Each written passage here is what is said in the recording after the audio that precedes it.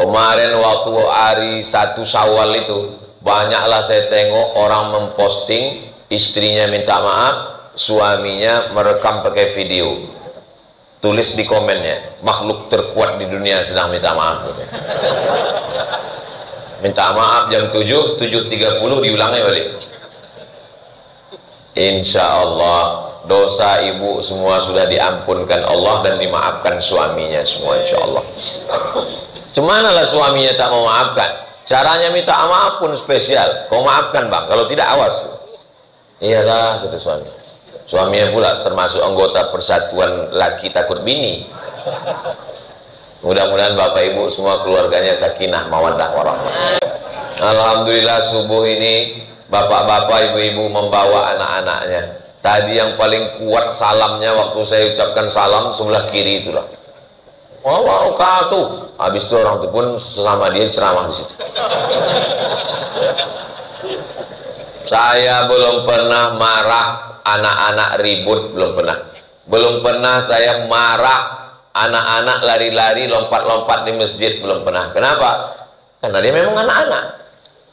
Kalau serius dia khawatir pula kita dia udah tua. Masa-masa anak-anak, masa-masa bermain. Jadi anak-anak itu bawa dia bermain di masjid. Selama di masjid kita masih banyak anak-anak, itu di belakang anak-anak. Selama di masjid kita masih banyak anak-anak, insya Allah masjid ini masih tetap ada sholat berjamaah 30 tahun yang akan datang. Dan sangkutan, yang selama ini masih ada sangkutan-sangkutan, yang selama ini masih ada ikatan-ikatan, bagaimana kita bisa plong, lancar, mudah, tidak ada apa-apa yang merusak hubungan kita. Itulah mengapa kita hadir pada subuh ini, supaya tersambung silaturahim kita insyaallah. Amin ya rabbal. Man ahabba yusata lahu fi rizqihi, siapa yang mau dilapangkan rezekinya, wa yunsa'alahu fi atharihi, dipanjangkan umurnya, falyasil rahimahu, maka hendaklah dia menyambung tali silaturahim. Di mana menyambung tali silaturahim? Menyambung tali silaturahim yang paling bagus di masjid. Nyambung tali silaturahim di hotel, tak terdengar suara azan. Subuh lewat, zuhur lewat, asar lewat, maghrib lewat, isya lewat. Ingat, malaikat maut pun lewat juga di situ. Mati dalam keadaan su'ul khatimah, cerita-cerita, ngobrol-ngobrol, tak tentu arah, tak berjudul, tak bertema, tak ada moderator, sana sini semua disinggung. Maka kita fokus halal bihalal. Dibuat acaranya subuh. Man sholat subha fi jama'atin, siapa yang sholat subuh berjamaah, kana fi zimmatillah, maka dia dalam perlindungan Allah subhanahu wa ta'ala. Itu bukan kata saya, itu hadis Nabi, hadis sahih. Siapa yang mau dapat lindungan Allah, anaknya dilindungi Allah, suaminya dilindungi Allah, istrinya dilindungi Allah, anaknya, keluarganya dilindungi Allah. Kuncinya adalah sholat subuh berjamaah. Ada orang sholat subuh ke masjid, pulang dari masjid ditabrak angkot, mati. Komplain ke ustaz. Kata Ustaz Somad, siapa yang sholat subuh berjamaah dilindungi Allah. Itu sholat subuhnya berjamaah, pulang kenapa dia ditabrak mati? Justru kalau kita memandang dengan pandangan hakikat Allah, matinya dia itu adalah salah satu cara Allah melindungi dia. Kita kan memandang sesuatu itu menurut pandangan kita. Menurut pandangan kita, orang yang dilindungi itu selamat pergi, selamat pulang. Padahal belum tentu orang yang selamat pergi, selamat pulang dilindungi. Berapa banyak orang yang badannya sehat, hartanya berlimpah, duitnya bang, dilindungi Allah. Menurut pandangan hakikat cukupnya, supaya apa? Supaya dia terikat ke masjid. Ada orang-orang kalau rezekinya melimpah, dulu waktu rezekinya biasa aja 5 kali ke masjid, subuh, zuhur, asar, maghrib, isya, tarawih, witir. Begitu dilebihkan Allah rezekinya sikit, mulai Idul Adha sama Idul Fitri aja. Idul Adha pun mau ngambil kupon kurban. Jadi yang paling indah itu hidup menurut Allah, bukan menurut kita. Kita ini hidup mengikut apa kita atau apa kata Allah? Apa kata Allah. Tapi tetap ada usaha dan ikhtiar. Jangan nanti selepas mendengar pengajian subuh ini, Bapak, aku udah ikut hakikat aja kata Ustaz Somad. Tak perlu lagi ada usaha dan ikhtiar, serahkan semua pada Allah. Ya tidak bisa. Kita seperti subuh ini, ada usaha dari kita, di setel jam, bangun jam 4, terbangun. Anak diajak, istri diajak, datang ke masjid, ada usaha dari kita. Setelah usaha, barulah serahkan kepada Allah. Bismillahirrahmanirrahim. Allah, la haula wala quwata illa billah.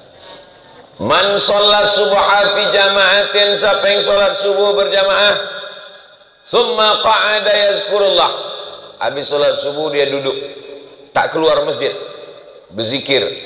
Kalau kebetulan tidak ada ustadz, baca Quran, zikir. Kalau kebetulan ada ustadz, pengajian. Hatta tatlu asyams, sampai terbit matahari. Cemana kami tahu terbit matahari Pak Ustaz? Nampak terang. Ya tapi takut juga kami waktu terang terbit itu rupanya waktu terlarang. Karena waktu terbit matahari itu waktu yang dipakai menyembah berhala Lata Uzza.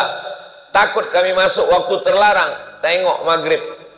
Maghrib di Batam jam 6:05. Nah, jadi kita ngaji terus, nanti sampai jam 6:05 kita sholat sunat isyraq 2 rakaat. Usolli sunnatal isyraq raka'ataini lillahi ta'ala. Sholatnya masing-masing, tidak berjamaah. Nah, nanti begitu selesai tausiah, Bapak Ibu sholat, ketika semuanya sedang sholat, disitulah saya pulang. Karena kalau tidak payah saya pulang. Sholli sunnatal isyraq raka'ataini lillahi ta'ala. Syaratnya 3. Salat subuh berjamaah, duduk berzikir mengingat Allah sampai terbit matahari, salat sunat 2 rakaat. Apa balasannya? Kanat lahu ka ajri hajjatin wa umrah. Dapat pahala seperti haji dan umrah. Mudah-mudahan kita diberikan Allah kesempatan melaksanakan ini dan istiqomah insyaallah. Amin ya rabbal alamin. Ini mic nih tak bisa dihilangkan ekonya nih. Eko masjid mic pakai eko itu untuk qori. Pakai eko. Eko itu gunanya 2. Pertama untuk qori, yang kedua untuk penyanyi dangdut. Kalau ceramah tak pakai eko. Itu dia. Itu baru betul. Sampai mana tadi hilang pula bahan ceramah. Isi halal bihalal itu isinya tidak banyak. Isinya hanya 3 saja. Yang pertama isinya adalah menyambung tali silaturahim. Ma'amin muslimah, ini ada 2 orang muslim, yaltaqiyani berjumpa, wa yatasafahani berjabat tangan, ghufira lahuma, diampunkan dosa mereka berdua, malam yatafarraqa, sebelum berpisah. Makanya tadi saya dari mulai turun masuk ke ruang belakang, assalamualaikum Pak Haji, assalamualaikum. Ini ketua kita Pak Ustaz, assalamualaikum. Ini sesepuh kita Pak Ustaz, assalamualaikum. Kadang orang ini kalau udah salaman, 2 kali pula kita salaman Pak Ustaz. Rupanya kok 100 kali, kenapa? Bersalaman menggugurkan dosa. Tasaqat dzunubuhuma kama tasaqat awraqus syajar. Gugur dosanya macam gugurnya daun-daun pokok kayu. Banyak-banyak bersalaman. Gugur macam daun pokok kayu. Tapi yang gugur itu dosa, hutang tidak. Bagaimana dengan bersalaman dengan orang yang tidak mahram?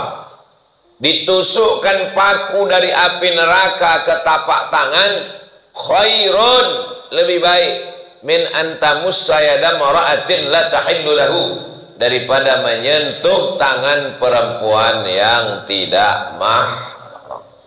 Jangan sentuh tangan perempuan yang tidak mahram. Siapa aja yang mahram kita, siapa yang tidak, Pak Ustadz? Saya mahram ke atas, emak, adik emak, kakak emak, kakak ayah, adik ayah, nenek ke atas. Ke bawah anak perempuan, keponakan perempuan anak saudara. Ke kanan ke kiri saudara, saudari perempuan, anak saudari perempuan, kakak perempuan, adik perempuan. Bagaimana dengan adik istri? Adik laki-laki punya istri, ipar, tidak mahram. Jadi Ustadz kan punya adik laki-laki, ya, punya istri dia, adik ipar saya. Masa Ustadz seumur-umur tak pernah salaman? Tak pernah saya bersalaman sama dia. Sejak menikah sampai anaknya sekarang sudah madrasah aliyah. Jadi yang saya ceramahkan ini, yang saya cakapkan ini saya amalkan. Banyak juga orang tahu, ipar tidak boleh. Pas saya raya tengok, salaman dia sama iparnya. Pas saya tanya, Ustaz kemarin di masjid kami berapi-api, Ustaz bilang tak boleh. Itu kalau ipar saya boleh. Itu namanya ceramah untuk orang, bukan untuk dia. Kita amalkan. Mudah-mudahan kita istiqomah, insyaallah. Kalau Ustaz Somad itu ngomong aja nggak boleh salaman sama perempuan. Kemarin saya tengok dia ada waktu jamaah ngulurkan tangan disalaminya nenek-nenek. Udah tua, cuma seumur almarhumah emak kita. Datanglah dia ngulurkan tangan. Apa kabar Ustaz Somad? Selalulah aku tengok Ustaz ceramah diulurkannya. Takkan mungkin saya ceramah ditusukkan tapak tangan. Sakit hati dia. Jadi kalau sudah tua tidak apa-apa. Ustaz Somad itu katanya tak boleh bersalaman perempuan. Kami tengok kemarin dia salaman anak kecil belum akil balik dengan perempuan yang tua lanjut usia tak boleh. Adapun perempuan maka sesungguhnya itu adalah perbuatan yang dilarang. Mudah-mudahan yang lalu-lalu macam mana Pak Ustaz? Mudah-mudahan Allah mengampunkan segala silap salah dosa kita. Adapun yang akan datang kita jaga dengan baik. Apalagi orang Indonesia mudah sekali, sudah tradisi di beberapa tempat cukup dengan kode-kode aja mau begini. Tapi katanya begini tak boleh Pak Ustaz. Begini itu tuh menyembah berhala Pak Ustaz. Mana pula menyembah berhala?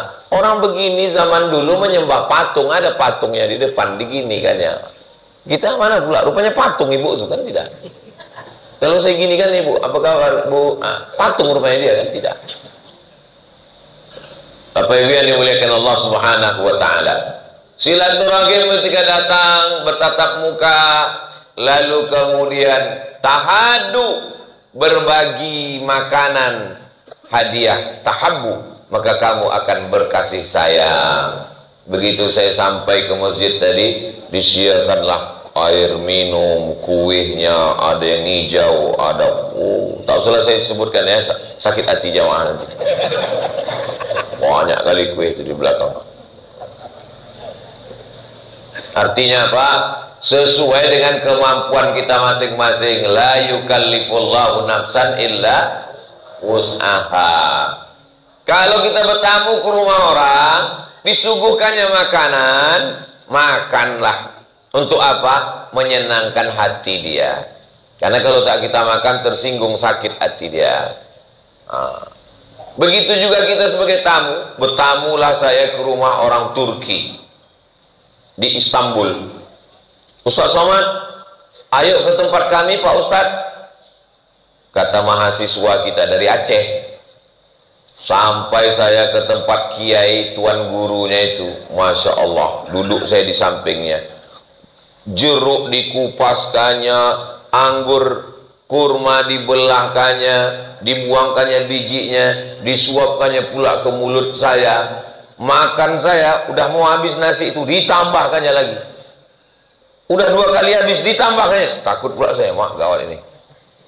Begitulah rupanya mereka melayan khidmah kepada tamu yang luar biasa. Mangkana yu'minu billah wal yaumil akhir, siapa yang beriman kepada Allah dan hari akhirat, fal yukrim dhaifahu, maka muliakanlah tamu.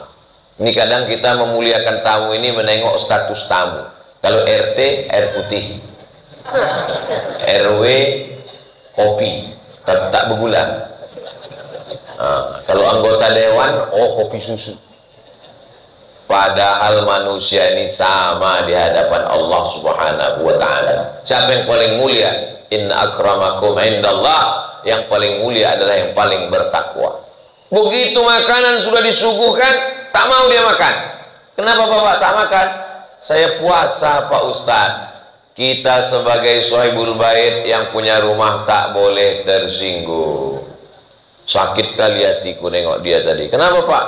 Waktu dia datang ku kasih minuman, makanan, udah kita susah-susah menyiapkannya, tak dimakannya, tak dihormatinya saya. Kalau ngajinya benar, maka sahibul bait tidak tersinggung. Kenapa? Kata-kata Nabi, kalau bertamu ke rumah orang, faman sya'a falyasum. Siapa yang mau melanjutkan puasanya, lanjutkan. Waman sya'a falyuftir. Siapa yang mau makan, silakan makan. Jadi saya kalau bertamu ke rumah orang, atau tamu datang ke rumah saya, tak mau dia minum, bagus, tak habis gula saya. Apa kita sakit-sakit hati? Tak usah kita sibuk dengan sakit hati. Itu kresek-kresek itu diisi untuk masjid yang pura-pura terlalu fokus ceramah, biar itu tak diisi, isi. Naik juga ke atas adik-adik. Bapak-bapak ini tak ada bawa duit, itu di atas semua duit. Ibu-ibu yang tak ada bawa duit, masukkan semua, cincin, gelang, anting, masukkan. Bapak ibu yang dimuliakan Allah Subhanahu wa ta'ala, itu semuanya untuk masjid. Ustaz Abdul Somad tidak pernah ceramah di Batam lalu duitnya dibawa untuk pembangunan pondok pesantren di Pekanbaru, tak pernah. Saya masuk ke Batam ini 2014, sekarang udah 2024, udah 10 tahun saya bolak-balik.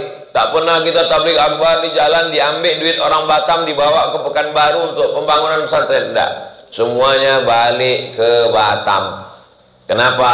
Karena prinsip dakwah kita adalah beras orang Batam, duit orang Batam, baliknya juga ke fakir miskin, yatim, duafa, dan Batam. Mudah-mudahan kita istiqomah dalam hal kebaikan ini insyaallah. Amin ya rabbal alamin. Kalau Ustaz Somad datang ke rumah kami, ya, lalu kami suguhkan makanan. Waktu itu Ustaz sedang puasa, Ustaz makan atau tak makan? Ya tengok dulu lauknya apa. Kalau cuma ayam goreng, saya teruskan puasa. Tapi kalau disediakannya sambal belacan, tak usah kita sebutkan ya, menetes gula air dulu. Artinya terserah kita mau berbuka atau tidak. Kalau puasanya puasa sunnah. Tapi kalau puasa wajib tak boleh dibatalkan. Puasa qadha ini sekarang ini masih bulan Syawal ini. Ibu yang kemarin tinggal puasanya 7 hari belum mengqadha, maka dia bisa mengqadha puasanya di bulan Syawal, otomatis dapat pahala puasa sunat Syawal. Begitu menurut mazhab Syafi'i. Mazhab apa itu Pak Ustaz? Mazhab Syafi'i. Siapa ulamanya? Imam Zakaria Al-Ansari. Siapa yang mengutipnya? Syekh Atiyah Saqar. Apa nama kitabnya? Al-Fatawa Al-Azhar. Fatwa-fatwa Al-Azhar. Jadi niatnya puasa qadha. Saya niat puasa qadha lillahi ta'ala di bulan Syawal, otomatis qadhanya lunas dan dapat pahala puasa sunat Syawal. Bagi yang belum mengqadha, mudah-mudahan. Inilah Pak Ustadz, sebetulnya saya dari kemarin-kemarin mau mengqadha nih Pak Ustadz. Kenapa tak jadi? Masih banyak kue hari raya. Ini udah di ujung-ujung Syawal nih, tak ada alasan. Puasa qadha dia hari Senin. Hari ini hari Sabtu, besok hari Ahad, habis itu hari Senin. Puasa qadha dia hari Senin. Maka dapatnya 3. Qadhanya lunas, pahala puasa Seninnya dapat, pahala puasa Syawalnya dapat. Insya Allah orang yang mengqadha mati tidak meninggalkan hutang. Man mata, siapa yang mati, wa alaihi syamun, punya utang puasa, shoma anhu waliyuhu, ahli warisnya wajib menggantikan puasanya. Jangan sampai meninggalkan utang puasa. Utang puasa tak bisa dibayar dengan umrah, utang puasa tak bisa dibayar dengan sodako, utang puasa tak bisa dibayar dengan istighfar. Man mata, siapa yang mati, wa alaihi syamun, punya utang puasa, shoma anhu waliyuhu, ahli warisnya wajib mengqadhakan, menggantikan puasanya. Ibu-ibu yang ada utang puasa, udah 2 kali Ustadz menyebut ibu utang puasa, ibu utang puasa, karena memang ibu-ibu pasti ada utang puasa 7 hari. Lakinya tak ada disebut, rupanya lakinya punya utang 70 hari.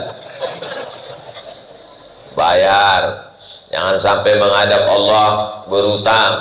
Bapak Ibu sekalian, kalau almarhum ini ada hutang, tolong datang ke ahli waris. Begitu takutnya anak-anak berutang orang tuanya, padahal hutang yang lebih wajib dibayarkan, fadainullah ahaqqu an yuqda, hutang kepada Allah lebih berhak untuk dibayarkan. Utang kepada manusia itu wajib, tapi ada yang lebih wajib lagi adalah utang kepada Allah Subhanahu wa ta'ala. Kalau menyambung tali silaturahim, bersalaman, at'imut ta'am, kasih makanan, jangan membicarakan yang tak penting. Jadi kalau kita bertamu ke rumah orang, assalamualaikum, apa kabar, sehat, isinya watawasau bil haq watawasau bis sabr. Jangan bercakap yang tak tentu arah, semua dibahas macam mesin pompong rusak. Semua dibahas, dari mulai masalah politik, ekonomi, sosial, budaya, pertahanan, keamanan. Habis bahan, ulang balik, habis waktu. Innal insana lafi khusr. Orang yang bertamu itu rugi semua. Yang menerima tamu rugi, yang datang pun rugi. Illal ladzina amanu, kecuali yang beriman, wa amilus solihati, beramal soleh, wa tawasau bil haq wa tawasau bis sabr, saling nasihat menasihati. Termasuklah subuh ini adalah saling nasihat menasihati. Mudah-mudahan apa yang saya sampaikan ini, saya yang menyampaikan, yang tausiah, yang ceramah ini mengamalkannya, diamalkan oleh Bapak Ibu sampai anak cucu, sampai hari kiamat menjadi amal jariah insyaallah. Amin ya rabbal. Bagaimana orang yang tarawihnya kemarin full, witirnya penuh, hatam Quran 3 kali, tapi belum menyambung silaturahim, la yadkhulul jannah, tak masuk surga. Qati'ur rahim, orang yang memutus tali silaturahim tidak masuk surga. Hadisnya kualitas paling tinggi, ada dalam Sahih Bukhari, ada dalam Sahih Muslim. Tak masuk surga orang yang memutus tali silaturahim. Alhamdulillah, masjid kita memfasilitasi untuk bersilaturahim, dibuat acaranya subuh, namanya halal bihalal. Kemarin kita datang ke rumah dia, rupanya dia pulang kampung. Dia datang ke rumah kita tak ada pula di rumah. Datang lagi, sekali lagi ke rumah dia silaturahim pula ke keluarganya. Datang lagi dia ke rumah kita silaturahim pula ke kebun binatang. Kalau silaturahim itu datangi keluarga untuk mengenalkan anak-anak. Ini rumah siapa, Mak? Ini rumah siapa ya? Ayah saya sama ayah bapak ini adik beradik. Jadi kalau ayah kita sama ayah dia adik beradik, apa namanya itu? Itu namanya sewali. Kalau sepupu itu emak saya sama emak dia adik beradik, itu namanya sepupu. Kalau ayah saya sama ayah dia adik beradik, itu namanya sewali. Kenapa disebut sewali? Karena kalau ayah saya mati, adik saya perempuan, dia bisa menjadi wali. Itu maka disebut dengan sewali. Kenapa? Bisa mewalikan nikah. Itu maka dia. Ini rumah siapa ya? Emak dia punya emak, nenek, sama nenek saya, adik-beradik. Itu namanya dua pupu. Kalau emak adik-beradik, sepupu.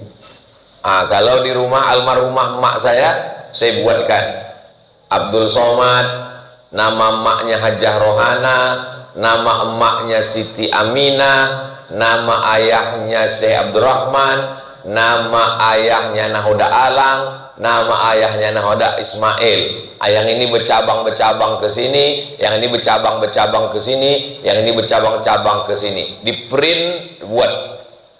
Jadi setiap anak-anak ini datang, tanya, apa hubungan kau sama dia? Saudara, kata dia. Cuman hubungan saudaranya? Entah. Pokoknya saudara lah. Jadi ditengoknya daftar itu. Siapa nama ayah kau? Si ini, tengok. Ada di sini. Oh, di sini. Siapa nama emak kau? Sini. Ada di sini. Ada. Itu hubungannya. Oh, begitu hubungan kami. Jangan sampai anak-anak kita ini tak tahu. Tak tahu dia. Siapa itu? Siapa ya? Pergilah saya ceramah ke PTP. Sampai di PTP itu, baik sekali bapak di PTP ini. Padahal umurnya di atas saya. Diciumnya tangan saya. Saya tarik, segan saya. Saya kalau orang tua mencium tangan, segan saya. Sebaya, kecuali anak-anak itu untuk adab. Saya tarik. Heran saya, kok baik kali bapak ini sama saya. Padahal saya tak begitu kenal. Begitu selesai acara, barulah dia bilang, Ustadz Somad, Ustadz lebih tua dari saya. Perasaan saya baru umur saya sekitar 227 kelihatannya ya. Kenapa pula saya lebih tua? Jadi kita ini yang paling tua ini purba Pak Ustadz. Di bawah purba ini batu bara. Habis itu baru matondang. Baru anak paling kecil perempuan, hilang diculik jin katanya. Oh, patutlah dia hormat ke saya karena dia menengok nasab. Jadi mereka menghafal nasab-nasab marga itu sehingga dia menghormati. Sehingga kalau datang orang bertamu ke rumah, walaupun umurnya secara usia tahun lebih tua, tapi kalau secara marganya lebih muda, dia akan menghormati, ada respect. Itu yang sekarang tidak dipedulikan orang lagi. Tidak peduli lagi. Apalagi orang-orang tua yang tidak memperdulikan. Siapa keluarga kita? Keluarga kita, kalau dia datang pakai mobil, itu keluarga kita. Kalau datang naik ojek, jangan buka pintu. Ini bukan menyambung tadi silaturahmi.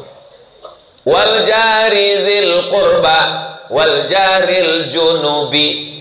Wal jari zil qurba, tetangga yang punya hubungan kerabat. Tetangga ayah kita adik-beradik, tetangga atuk kita adik-beradik, tetangga moyang kita adik-beradik, itu yang paling dekat. Yang kedua, wal jaril junubi, tetangga yang tidak punya hubungan kerabat, hanya sekedar dekat rumah, itu pun juga dekat. Makanya kalau hari Ahad ada acara nikah, surat undangan bertumpuk, itu di skala prioritas. Siapa dia? Tetangga yang kerabat, ini duluan didatangi. Tetangga tidak kerabat, ini nomor 2. Kerabat agak jauh, ini nomor 3. Tetangga, ini nomor 4. Begitu. Orang sekarang tidak. Ditumpuk surat undangan, mana yang surat undangannya paling bagus, itu duluan datang. Ini PNS, ini swasta, PNS dulu. Ini pejabat dulu. Ini bukan ajaran Islam. Khalaqnakum min zakarin wa unsa. Kami ciptakan kamu dari laki-laki dan perempuan. Wa ja'alnakum syu'uban wa qabaila. Bersuku-suku, berbangsa-bangsa. Ini kita di masjid ini. Siapa yang paling mulia di antara kita ini? Bukan yang paling kaya, bukan yang pejabat. Yang paling mulia adalah inna akramakum indallahi atqakum. Yang paling mulia adalah yang paling takut kepada Allah Subhanahu wa taala. Ini kita ajarkan ke anak-anak kita. Kalau ingat alhamdulillah, tak ingat nanti videonya bisa didengarkan ulang ke anak-anak, bisa dipotong-potong melalui channel Ustadz Abdul Somad Official. Jangan lupa subscribe, like, share, and comment. Alhamdulillah subuh ini bapak-bapak, ibu-ibu membawa anak-anaknya. Tadi yang paling kuat salamnya waktu saya ucapkan salam sebelah kiri itulah. Wabarakatuh. Habis itu orang itu pun sesama dia ceramah di situ. Saya belum pernah marah anak-anak ribut, belum pernah. Belum pernah saya marah anak-anak lari-lari, lompat-lompat di masjid, belum pernah. Kenapa? Karena dia memang anak-anak. Kalau serius dia khawatir pula kita dia udah tua. Masa-masa anak-anak, masa-masa bermain. Jadi anak-anak itu bawa dia bermain di masjid. Selama di masjid kita masih banyak anak-anak, itu di belakang anak-anak. Anak-anak. Selama di masjid kita masih banyak anak-anak, insya Allah masjid ini masih tetap ada sholat berjamaah 30 tahun yang akan datang. Kalau ada orang yang khawatir Batam kota metropolitan, kota bisnis, banyak pendatang, khawatir masjid akan ditinggalkan, saya tak khawatir. Kenapa? Karena masih ada anak-anak dibawa sholat, insya Allah. Tapi kalau di masjid itu sudah tak ada anak-anak, semuanya orang tua, itu yang kita khawatir. Kalau sampailah di masjid ini tak ada lagi suara anak-anak, Assalamualaikum warahmatullahi wabarakatuh. Waalaikumsalam. Alamat. Tinggal masjid. Orang-orang yang udah diintai-intai malaikat maut semua yang datang. Alhamdulillah Bapak Ibu yang dimuliakan Allah Subhanahu wa ta'ala. Poin yang pertama adalah menyambung silaturahim. Yang kedua, meminta maaf. Minta maaf kepada Allah sudah. Astaghfirullahaladzim. Doa 30 malam. Ya Rasulullah, seandainya aku jumpa dengan malam Lailatul Qadar, apa doanya? Allahumma innaka afuun tuhibbul afwa fa'fu anni. Kalau jamaah ramai-ramai, Allahumma innaka afuun tuhibbul afwa fa'fu anna. Allahumma ya Allah, innaka afuun, engkau maha pemaaf, tuhibbul afwa, kau cinta kepada maaf, fa'fu anna, maafkan kami. 30 malam setiap tarawih. Al-Khalifatul Awwal Sayyiduna Abu Bakrin As-Siddiq radhiyallahu an. Habis 4 rakaat imam berdoa, Allahumma innaka afuun tuhibbul afwa fa'fu anna. Allahumma innaka afuun tuhibbul afwa fa'fu anna. Allahumma innaka afuun tuhibbul afwa fa'fu anna. Sampai hafal anak-anak itu. Sampai dia ke rumah bertanya, ya, tadi imam tuh kenapa di doa itu diulangnya terus? Memang dari ayah kecil memang udah gitu. Artinya ya, doa itu tak penting kali. Artinya yang penting hati kita khusyuk. Jangan kau banyak-banyak tanya, ini anak-anak Bani Israel yang gini nih. Padahal doa itu adalah doa yang diajarkan Nabi kepada Sayyidatuna Aisyah.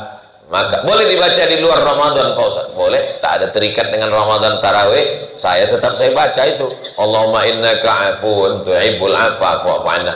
Tapi kepada tetangga, kepada kawan tak bisa. Menangis tahajud malam, ya Allah ampunkan salahku kepada tetanggaku, bisa? Mana bisa?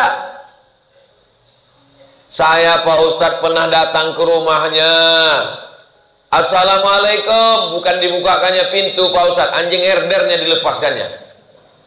Masalah dia memaafkan atau tidak memaafkan, masalah dia mengamuk melemparkan panci periuk belanga, itu bukan urusan. Yang penting kita punya niat baik, datang mau minta maaf. Kau sudah minta maaf? Saya tidak mau minta maaf, karena saya sudah buka Quran dari surat Al-Fatihah sampai surat An-Nas, tidak ada satupun ayat yang menyuruh minta maaf. Orang zaman dulu kalau tak mau aja. Orang sekarang tak mau pakai dalil pula. Kalau begitu cara kau berpikir, nanti kau tak sholat subuh. Saya sudah buka Quran dari surat Al-Fatihah sampai An-Nas, saya tidak menemukan ada sholat subuh 2 rakaat. Cobalah cari kalau ada dari Al-Fatihah ke An-Nas. Ada rupanya sholat subuh disebutkan di situ 2 rakaat. Mana ada? Aqimis sholata liduluki syamsi ila ghasaqil laili wa qur'anal fajr. Itulah sholat subuh. Tak ada disebutkan 2 rakaat. penjelasan tentang sholat subuh 2 rakaat, takbiratul ihram, baca iftitah, baca fatihah, baca ayat, rukuk, iktidal, sujud, duduk antara sujud, sujud 2 rakaat, pakai kunut mazhab Syafi'i, tak berkunut mazhab Hanafi dan Hambali. Itu ada dalam hadis Nabi Muhammad sallallahu alaihi wasallam. Kenapa Ustaz Somad tak mau jadi imam? Tak pandai Ustaz jadi imam. Bisa saya jadi imam. Bismillahirrahmanirrahim. Bisa. Alhamdulillah tak bisa jadi imam. Dan kenapa Ustaz tak mau jadi imam? Saya tak tahu masjid ini berkunut apa tidak. Takut saya salah masuk. Maka kalau kita ustaz penceramah datang ke masjid, silakan imam tetapnya maju ke depan. Maju ke depan, maju ke depan. Masuk saya ke dalam masjid. Saya kalau jadi imam, saya bismillahnya jahar. Bismillahirrahmanirrahim. Rupanya masjid itu masjid Muhammadiyah. Bismillahnya sir. Alhamdulillahirabbil alamin. Saya kalau jadi imam, saya pakai kunut subuh. Rupanya masjid itu masjid At-Taqwa, tidak ada kunut subuhnya.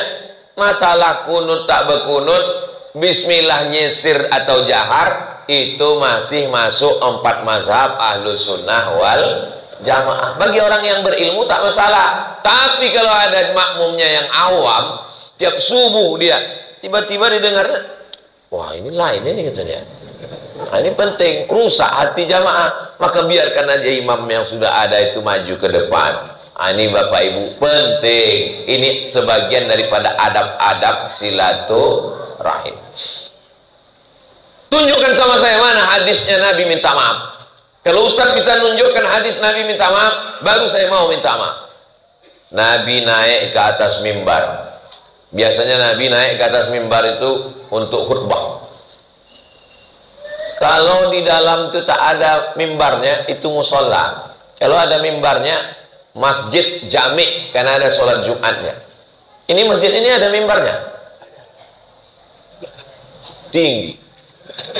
Ini kalau khotibnya udah agak tua, gampang ini dari atas. Macam pondok durian.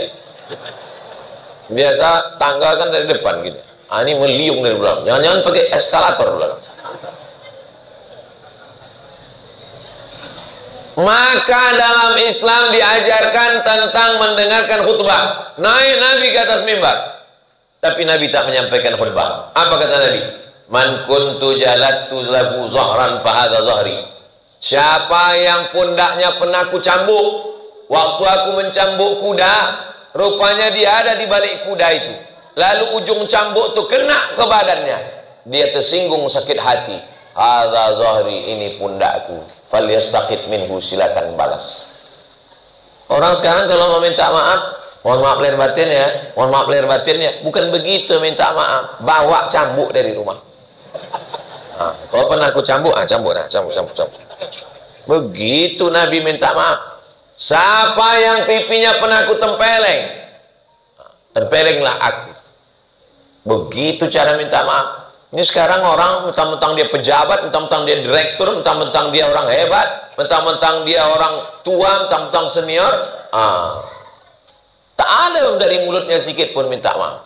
Kalau saya, tetap saya ucapkan saya minta maaf. Kapan Ustaz minta maaf? Saya minta maaf tidak menunggu Idul Fitri. Setiap tausiah minta maaf. Biasanya udah akhir-akhir mau selesai minta maaf. Demikianlah tausiah ini saya sampaikan. Kalau ada kata-kata tidak, belum lagi. Kenapa?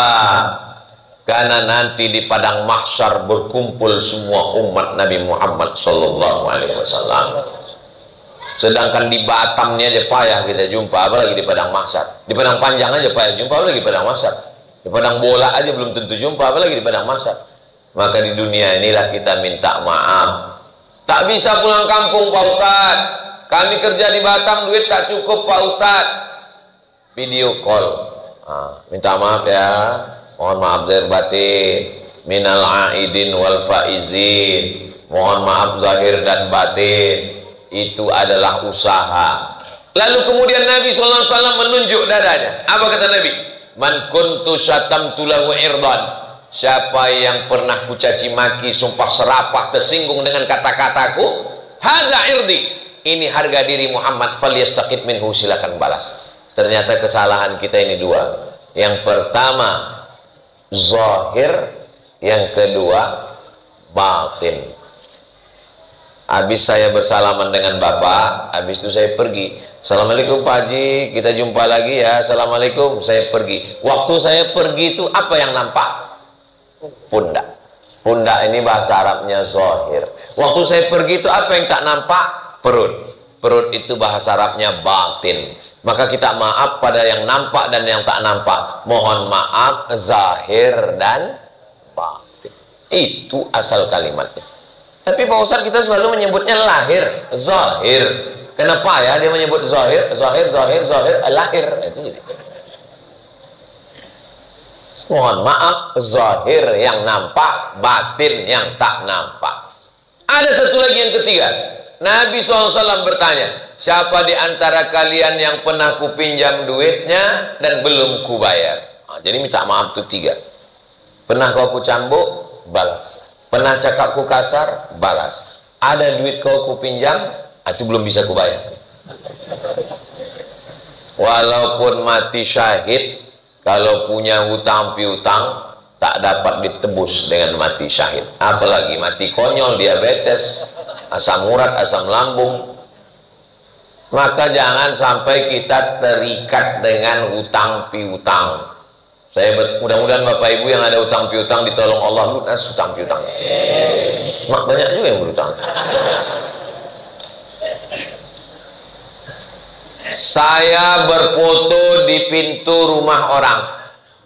Di atasnya ada tulisan, meminjamkan uang menambah musuh. Saya berfoto di atas, habis itu saya posting di Instagram Ustadz Abdul Somad yang followernya 9 juta itu. Maksudnya yang belum follow lah. Begitu saya posting, langsung di komen, betul. Rupanya setuju semua, banyak korban kena prank. Meminjamkan uang menambah musuh. Betul Bapak Ibu? Oh, banyak juga korbannya. Makanya kalau kita tak sanggup, datang orang minjam, bilang sama dia, aku kalau meminjami kau 10 juta, duitku tak ada. Kalau meminjami kau 1 juta, anakku pun mau bayar uang sekolah. Ini kau ambil 100.000, tak usahlah kau balikkan lagi. Kalau kebetulan ada 100, kalau tak ada ya 10.000. Kalau tak ada ya duit parkir 2.000 kasih. Daripada kita kasih sakit hati, lebih banyak pula lagi duit minyak menagihnya daripada duit yang ditagih. Betul Bu? Oh, banyak orang dikena rupanya. Makanya ayat yang paling panjang dalam Al-Quran, satu halaman full penuh. Bukan ayat tentang puasa Ramadan walaupun puasa sebulan. Bukan ayat tentang haji walaupun haji pergi sebulan ke Makkah. Tapi ayat yang paling panjang adalah ayat tentang utang. Utang tak selesai dengan minta maaf. Utang mesti dibayar. Pisang emas bawa belayar, masak sebiji dalam peti, hutang emas dapat dibayar, hutang budi di bawah. Jangan sampai terutang budi. Bapak Ibu yang dimuliakan Allah Subhanahu wa Ta'ala, ketika Nabi mengatakan balaslah siapa yang pernah kena cambuk, tak ada sahabat minta balas. Balaslah siapa yang pernah tersinggung, tak ada sahabat minta balas. Tapi waktu Nabi mengatakan siapa yang ada kupinjam duitnya, sahabat Nabi minta balas, minta bayar. Innalaka alayya salasa darahim, engkau punya utang 3 dirham. Duit zaman Nabi tak ada duit kertas, duit cuma 2. Duit emas namanya dinar, duit perak namanya dirham. Innalaka alayya salasa darahim, kau punya utang 3 dirham ya Rasulullah. Kata Nabi kepada sepupunya Fadl, saudara sewalinya Fadl bin Abbas, ayah mereka adik-beradik. Nama ayah Nabi Abdullah, nama ayah Fadl Abbas. Abbas dengan Abdullah adik-beradik, sama-sama Abdul Muttalib, anak Abdul Muttalib. Irfa' ya Fadl, hai Fadl, tolong bayarkan. Maka dibayarkanlah hutang Nabi Muhammad sallallahu alaihi wasallam. Jangan sampai mati meninggalkan hutang. Dulu orang berutang tak banyak. Itu mengapa orang yang berutang zaman dulu ditolong dibayarkan dengan zakat. Ada satu asnaf zakat untuk orang yang berutang. Innamas shadaqatu lil fuqara wal masakin wal amilina 'alaiha wal mu'allafati qulubuhum wa fir riqab wal gharimin wa fi sabilillah wa ibn sabil. Yang nomor 6, orang yang berutang. Itu sekarang tak bisa dipakai. Kalaulah Basnas membuat pengumuman kepada gharimin yang berutang, silakan Basnas kasih zakat, habis semua kantor Basnas diserang. Karena sekarang orang semua berutang. Priuk utang, belanga utang, mesin cuci utang, kompor gas utang, mobil utang, rumah utang. Satu-satunya yang lunas di rumah itu cuma satu, bininya. Karena Pak Kua tak mengasih hutang. Waktu akad itu kata Pak Kua, ini contoh akadnya, aku nikahkan engkau dengan anakku dengan sebentuk cincin emas tunai. Andai Pak Kua membolehkan hutang juga bini itu. Jangan berutang, karena kalau kita mati, ruh kita tak diterima Allah sebelum dibayarkan hutang. Itulah kenapa ahli waris selalu meminta kepada bapak ibu jiran tetangga, setelah acara pengkebumian ini, datanglah kepada ahli waris. Yang kecil-kecil kami bayar, yang besar-besar kami tunda. Ustadz, kalau ada orang meninggal dunia punya utang, siapa yang wajib membayarnya? Yang wajib membayarnya adalah harta almarhum, tirkah. Apakah anaknya wajib membayar? Anaknya tidak wajib membayar dari harta anaknya sendiri. Ingat itu baik-baik. Makanya kalau meminjamkan sama orang, jangan berharap anaknya akan membayar, karena anak tidak wajib membayar dari harta anak itu sendiri, tapi dia bayarkan dari harta warisan bapaknya. Mim ba'di wasiyatin, keluarkan wasiat. Wasiat yang dikeluarkan sepertiga harta. Makanya masjid Darul Ikhwan jangan bangga dulu kalau ada jamaah mengasih wasiat. Saya wasiatkan untuk masjid Darul Ikhwan, itu ruku saya wakafkan untuk masjid Darul Ikhwan. Jangan senang dulu. Kenapa? Karena wakaf wasiat hanya sepertiga. Begitu meninggal ditengok warisannya berapa, rupanya ruku itulah satu-satunya. Tak bisa masjid mengambil. Karena apa? Karena yang 2/3 diserahkan kepada ahli waris. Meminta maaf sudah selesai. Apakah Bapak Ibu sudah minta maaf? Tradisi almarhumah orang tua saya minta maaf sebelum berangkat sholat id. Saya pun melanjutkan ke istri, ke anak saya juga begitu. Sebelum berangkat, duduk dulu, baru minta maaf. Kenapa begitu? Karena kata almarhum orang tua saya, nanti kalau sudah di tanah lapang tuh kau udah bersalaman tak sama siapa-siapa. Ada di rumah dulu, habis itu baru berangkat. Kemarin waktu hari 1 Syawal itu, banyaklah saya tengok orang memposting, istrinya minta maaf, suaminya merekam pakai video. Tulis di komennya, makhluk terkuat di dunia sedang minta maaf. Minta maaf jam 7:30 diulangnya balik. Insya Allah dosa ibu semua sudah diampunkan Allah dan dimaafkan suaminya semua, insya Allah. Cemanalah suaminya tak mau maafkan? Caranya minta maaf pun spesial. Kau maafkan bang, kalau tidak awas. Iyalah, kata suami. Suaminya pula termasuk anggota Persatuan Laki Takut Bini.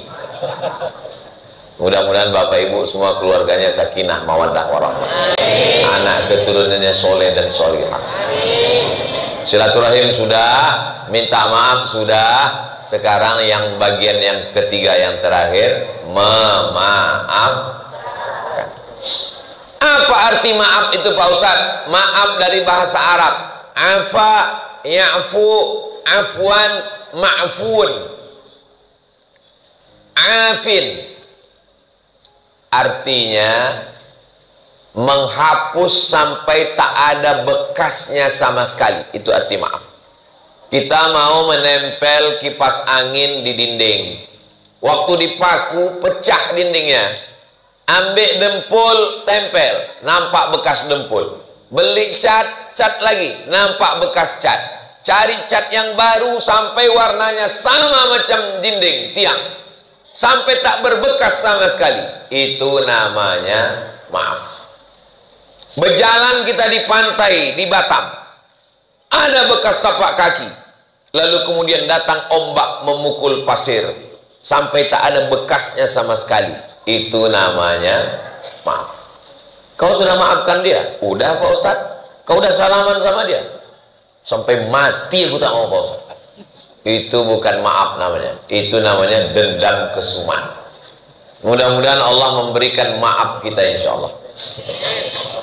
Telinganya digunting, hidungnya dipotong, jantungnya disobek, dadanya dikoyak, diambil jantungnya dikunyah. Nama laki-laki yang meninggal hidungnya digunting, telinganya dipotong, ditusuk jadi buah rantai, jantungnya dirobek, dikoyak, dadanya dikunyah. Nama laki-laki itu adalah Hamzah bin Abdul Muttalib. Makamnya di Syuhada perang Uhud di belakang Masjid Nabawi. Panjang umur sehat badan, nanti kita insyaallah bulan Agustus, bulan Oktober, 1 Oktober ziarah ke makam Hamzah bin Abdul Muttalib dalam program Umroh Akbar bersama Ustadz Abdul Somad. Amin. Ongkos tanggung masing-masing. Makanya orang kalau ziarah ke makam Hamzah itu meleleh air matanya. Assalamualaikum ya ahlal diyar minal mu'minin. Kenapa? Membayangkan telinga Hamzah digunting, hidungnya dipotong, dimutilasi, dicucuk telinganya, dijadikan buah rantai, dadanya disobek, jantungnya dikunyah. Yang mengunyah jantung Hamzah itu namanya Hindun. Mohon maaf kalau kebetulan ada nama Bu Hindun hadir. Yang menggunting telinga Hamzah, hidung Hamzah, mencucuk tulang belakang Hamzah pakai tombak itu laki-laki namanya Wahsy. Kejadiannya tahun ketiga Hijrah. Hari berganti, musim berubah, tahun ke-4, tahun ke-5, tahun ke-6, tahun ke-7, tahun ke-8. 5 tahun setelah peristiwa itu, tahun ke-8, Nabi membawa 10.000 pasukan. Kira-kira kita ini ada 10.000 ini. Nabi yang bilang lebih bohong. Nabi membawa 10.000 pasukan dari kota Madinah menuju kota Makkah. Semua penduduk Makkah ketakutan. Kata orang Makkah, matilah kita. Habislah telinga kita ini dipotong Muhammad. Habislah hidung kita ini digunting Muhammad. Habislah jantung kita ini disobek, dikunyah Muhammad sallallahu alaihi wasallam. Rupanya begitu sampai di kota Makkah, tak ada satupun hidung yang dipotong, tak ada satupun telinga yang digunting, semuanya dimaafkan Nabi Muhammad sallallahu alaihi wasallam. Kira-kira nih, Bapak punya pakcik, hidung pakcik itu digunting, dipotong orang, Bapak datang membawa 10.000 pasukan, bisa Bapak maafkan? Kalau saya lah digitukan orang, pakcik saya digunting orang, dipotong orang, dikunyah orang jantungnya, habis itu datang saya membawa 10.000 pasukan. Memang tak saya gunting, saya iris halus-halus. Habis itu siramkan asam sama cabai belacan. Baru tahu dia, Nabi Muhammad tak ada membalas sama sekali. Itulah yang menyebabkan orang Makkah itu masuk Islam. Turunlah ayat, idza jaa nasrullahi wal fath, datang pertolongan Allah dan kemenangan. Wa ra'aitan nasa yadkhuluna fi dinillahi, bersyahadatlah semua orang Makkah, asyhadu an la ilaha illallah wa asyhadu anna Muhammadan Rasulullah. Kemana si Wahsy? Kemana si Wahsy yang menggunting, memotong? Rupanya dia lari tunggang langgang lintang pukang ke Taif, 100 km dari kota Makkah. Lari dia, takut dia dipotong telinga. Setelah Nabi Muhammad pulang ke Madinah, baru dia pulang. Disangkanya orang Makkah udah tak bertelinga lagi semua. Sampai di Makkah ditengoknya, Sehat-sehat kalian semua, masih bertelinga lagi kalian gitu ya. Ada kalian yang digunting Muhammad? Tak ada. Sallallahu alaihi wasallam. Akhirnya Wahsy masuk Islam, datang dia ke kota Madinah menjumpai Nabi, mau minta maaf. Sampai di Madinah dijumpainya Nabi, Nabi bertanya, "Anta Wahsy? Kau Wahsy?" "Naam, ya aku Wahsy." "Qatalta Hamzah? Kau yang sesudah membunuh Hamzah?" "Ya." Nabi memegang dadanya, menguatkan imannya, la ilaha illallah Muhammadur Rasulullah sallallahu alaihi wasallam. Apa kata Nabi kepada Wahsy? "Aghib wajhaka anni." Wahai Wahsy, tolong kau palingkan wajahmu dariku. Banyak komentar ulama tentang ucapan palingkan wajahmu dariku. Ada yang mengatakan Nabi dendam. Nauzubillah, Nabi tidak dendam. Lalu kenapa Nabi menyuruh Wahsy memalingkan wajahnya? Karena menengok wajah Wahsy, sedih hati Nabi, terbayang wajah pakciknya Sayyidina Hamzah bin Abdul Muttalib. Sholat Nabi dengan sholat kita sama, Quran Nabi dengan Quran kita sama, tarawih Nabi dengan tarawih kita sama. Yang bedanya apa? Memaafkan orang lain. Kalau ditengok dari tatapan wajah bapak-bapak ibu ini semua, ini adalah wajah-wajah yang nggak tahu juga ya, entah maafkan. Doakan supaya Ustaz Abdul Somad yang ceramah ini bisa memaafkan orang lain. Itu kan Nabi Pak Ustadz. Kita ini bukan Nabi Pak Ustadz. Iyalah yang Ustadz cakapkan tadi itu kan Nabi. 1000 dalil disampaikan Ustadz. Kalau orang tak mau mengamalkan, 1001 dalih. 1001 dalil disampaikan Ustadz. Kalau orang tak mau mengamalkan, dia akan pakai 1002 dalih. Tapi kalau dia mau mengamalkan, ada orang Indonesia yang bisa memaafkan Pak Ustadz. Ada. Dimasukkan ke penjara, disiksa, disetrum, dicaci, dimaki, dihina, masuk ke dalam penjara. Sampai akhirnya rezim tumbang, keluar dia dari penjara. Haji Abdul Malik Karim Amrullah. Kalau mau lengkapnya, baca buku tulisan anaknya namanya Irfan Hamka. Judul bukunya Ayah. Masih ada buku tuh Pak Ustadz? Masih ada, dicetak Republika. Oh, Ustadz iklan buku. Saya tak ada dapat royalti dari situ. Tapi saya suka buku tuh. Saya beli, saya baca. Masya Allah, bisa dia memaafkan orang lain. Dia sedang duduk di rumah sama anak, istri, sama cucu-cucu. Datang tamu. Assalamualaikum. Waalaikumsalam. Ini ada surat wasiat Buya. Apa isinya? Nanti kalau aku mati, tolong yang jadi imam sholatku, sholat jenazah adalah Haji Abdul Malik Karim Amrullah. Saya waktu membaca itu menetes air mata saya. Sanggup pula Buya Hamka menyolatkan jenazah orang yang sudah memenjarakan dia. Allahu Akbar. Kalau saya tak sanggup saya itu. Kalau datanglah orang membawa surat, Ustadz tolong sholatkan orang ini jenazah yang udah mencaci maki, menyumpah serapah, carilah Ustadz lain udah. Tak sanggup. Karena kalau saya tetap juga memaksakan sholat jenazah dia, mungkin doanya tetap sama, Allah maghfirlahu, cuman bunyinya lain, Allah maghfirlahu. Kenapa? Karena hati kita, patutlah Buya Hamka itu namanya harum semerbak. Kenapa? Karena maafnya. Tapi jangan bayangkan Buya Hamka itu orangnya letoy, loyo. Buya Hamka itu orangnya tegas. Buya Hamka itu pemarah Pak Ustadz. Oh, kalau tepat pada pengamuk juga dia. Waktu dia naik kapal laut, belum ada pesawat, naik kapal laut pergi ke Makkah, sampai di pelabuhan Teluk Bayur dari Jakarta, ada orang yang melarang tak boleh sholat berjamaah di kapal. Datang orang melapor, Buya, kita tak boleh sholat berjamaah di kapal. Itu orang tuh marah. Datang Buya Hamka, dijumpainya. Mana orang yang melarang sholat berjamaah di kapal ini? Apaan kurang aja, mak kurang aja, datuk nini ang kurang aja, Buya Hamka. Coba baca dalam buku Ayah ditulis oleh Irfan Hamka. Jadi Buya Hamka itu juga orangnya luar biasa. Tapi kalau dalam masalah memaafkan orang lain, marah ulama-ulama se-Indonesia. Kenapa Buya memaafkan orang ini? Dia sudah memenjarakan. Ini orang. Apa kata Buya Hamka? kalau tak dipenjarakannya saya, tak jadi tafsir Al-Azhar. Tafsir Al-Azhar itu ditulis oleh Buya Hamka di dalam penjara. Orang menyangka kalau dia dipenjarakan dia akan stres, kalau dipenjarakan dia akan depresi, kalau dipenjarakan dia akan bunuh diri, kalau dipenjarakan dia akan suntuk. Ternyata di penjara dia bisa menulis tafsir. Kita yang di luar penjara nih, apa pun tak bisa ditulis. Kenapa? Karena hati dan pikiran kita terpenjara. Buya Hamka badannya bisa kau penjara, tapi hatinya terbang cakrawala menembus awan. Inilah hebatnya masjid ini, bisa pula kita menengok awan langsung dari sini. Ya.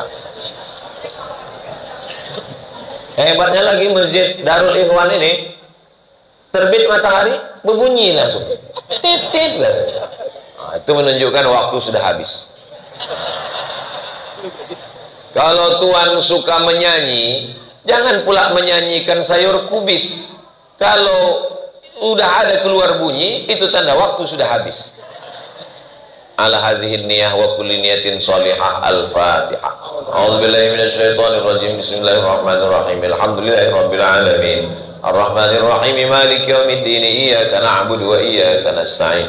Ihdinas siratal mustaqim, siratal ladzina an'amta 'alaihim ghairil maghdubi 'alaihim waladdallin. Amin. Allahumma ij'alna minal 'afina 'anil nas. Jadikan kami orang yang bisa memaafkan orang lain. Waj'alna minal musta'afin. Jadikan kami orang yang mampu meminta maaf kepada orang lain. Allahumma ja'alna minal mutawassilin. Jadikan kami orang yang rajin menyambung silaturahim. Rabbana ighfir lana dzunubana, ampunkan dosa kami, wali abaina, ayah kami, wali ummahatina, mak kami, wali azwajina, pasangan hidup kami, wali dzurriyyatina, anak cucu keturunan kami, wali masyayikhina, guru-guru kami, waliman hadarana, semua yang hadir di Masjid Darul Ikhwan ini, waliman syarakana wa syahadana, semua saudara kami yang mengikuti kajian ini melalui streaming dari jarak jauh, ampunkan juga silap salah dosanya ya Allah. Allahumma astur uyubana, tutupi aib kami di hadapan manusia dan di hadapan-Mu ya Allah. Allahumma khtim bis salihati a'malana, tutup amal kami dengan husnul khatimah. Allahumma rzuqnal istiqamata ala syari'atil ghadra wal tariqatil bayda. Berikan kami istiqamah dalam iman dan Islam. Allahumma ja'al akhir kalamina, jadikan akhir kalam kami waktu ajal kami sampai malaikat maut mencabut nyawa kami, kalimat yang keluar dari mulut kami, la ilaha illallah Muhammadur Rasulullah sallallahu alaihi wasallam. Rabbana atina fid dunya hasanah wa fil akhirati hasanah wa qina adzabannar. Wa sallallahu ala sayyidina Muhammad wa ala alihi wa sahbihi wasallam. Walhamdulillahi rabbil alamin.